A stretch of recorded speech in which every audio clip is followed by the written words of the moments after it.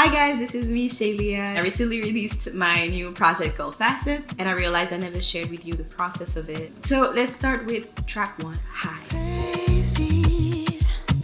Got Miami heat on crazy. Manifest what's mine. High is the first song of the project, and it has its own process. High was originally a demo that had a completely different production. The melodies were the same, the music was completely different. It was originally produced by Kaytranada, not a surprise. But the way I love to create is I listen to the production I receive and I vibe to it. And then I listen back to all my ideas. And if I love them or I hear a chorus or a verse, I start trying different combinations. And I'm like, okay, this is definitely the chorus, this is the verse. And there's nothing that is very cerebral happening at that moment until I structure the song. So I have this like very Brazilian, warm, Kaytranada-esque production to those melodies that I wrote. But I never managed to finish it at a time, and I just moved on with my life. Sometimes you create something, you kind of like it, but it's just not, you don't finish it for whatever reason. So that's what happened.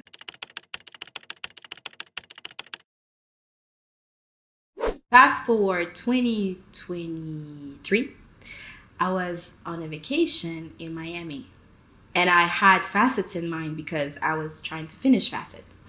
I was living my best life, went back to Montreal, Canada, and I knew I had to finish this project. I was bathing in the comfort of that vacation. I was in this frequency already. The way I see my music is, I think it's more timeless, so I have no problem going back to an idea I worked on in 2017 if I feel like it could be relevant now for me in my life.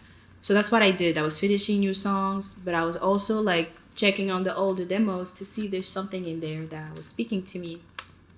And I heard that one and I thought, oh yes, like that's all those vibrations, the ideas, they were reminding me of that vacation I just had. It's all about timing with art, I think. I felt very inspired to finish it. So it became my priority at that moment. I contacted Audrey. She's a singer-songwriter that I worked with often on the lyrical part of things mostly. And she's really good with images. So I directed the vision and told her what I wanted to see. She was like, no problem. She comes up with lyrics very fast. And then I contacted Kaytra and I'm like, yo, like I'm thinking of finishing that one. Do you still have the stems? Like the stems is like the files of the song because it has to be mixed and mastered later. So if it's an old one and he lost the computer or whatever, there's going to be a problem. It happened before. So I always ask when I go back to an old idea. And also, like, do you still like the demo? Because I'd love to finish it. It's like, yeah, sure, like, do your thing. I do my thing. Lyrics were done. I go to the studio. I record. Even if the production was rough, my vision was clear. I always go by the vision, whatever I do in the project. So I was following my whole idea as I do my thing, which was my whole new final vocals thing, lyrics, the whole song. The vocals you actually hear on the final version were done. So I sent it to him and he liked it. And I was like, okay, awesome. That's it. I have a song. It's going to be on the project. Awesome. That felt easy. So it means that I'm aligned. I try not to push too much with art in general. And I loved it. But as I was listening to it, I felt like something was missing. Basically, I felt like my singing and vocals were here and his production was here. I didn't feel like they were like all together the way I like music to be. I like for it to be, for the instrumental to be in the vocals is like a whole thing. It's one. I felt like it was just two entities. It was throwing me off. I told him, looks like the refining part of how I see the song personally is not happening as easily as it should be. And to me, I would have loved to hear the production marry the ideas a little more. I believe in the ideas. I believe in those melodies. This is a hit to me. But let me see if I can find a whole different production to it because it's not going where I want to go. And that's what I did. If you're a creative, like, feel free to go there anytime you need to. You're directing your project. You know better where you're trying to go. It's your vision. For whatever reason, in my role at that moment, Guiltybeatz was posting. He was there in my world, in my social media world. Guiltybeatz is an amazing R&B, soul, Afro beats. I'm a piano producer. He's from Ghana. And I thought, maybe I could take this further and I can make it more Afro. I'm like, I'm going to ask him. All I have is the acapella. And I know a lot of producers don't like working with just acapellas. So I asked him, he's like, oh, I love acapellas.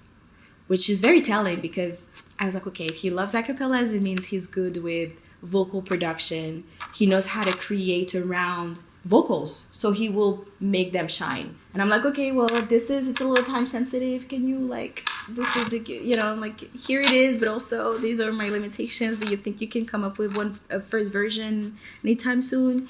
Like, yeah, I can give this a try. I have already a vision for it. Trust me, whatever. I'm like, okay. And honestly, guys, he came up with the skeleton of what is the final version. And I thought that was brilliant. The chords, there's something that to my ear, the refinement I was looking for the final version, I hear it. I always try not to focus too much on the catalog of a producer because sometimes they're following a trend or sometimes they're following the artist they're working with or the label asks for something and they're willing to go there. But they're often way more versatile than we think. So I always try to stay open and think, okay, maybe that producer can do that. And I don't know. What I listen to is the sound they choose. If they go for warm sounds, bass line, whatever the style is, I'm like, okay, we're speaking the same language. If they go for higher frequencies, that's not my favorite style. So that's what I listen to, their taste. So yeah, that's how it happened. Hi, that's the final version I got. And then I got to have a session with him one-on-one end of 2023 as I was on tour in Europe. And we got to have an amazing session. And I'm very excited to work with him again in the future. I think he's very talented. To me, honestly, producers are the superstars in this industry. As a songwriter, I feel like they're the one running the industry by far. So that's how High happened. And if there's a lesson I could share with y'all as a creative, is serve the vision first. If it's immaculate to you, there's a reason why you have it in your mind. It's probably because you're supposed to make that happen. So just the vision should be the priority. Voila!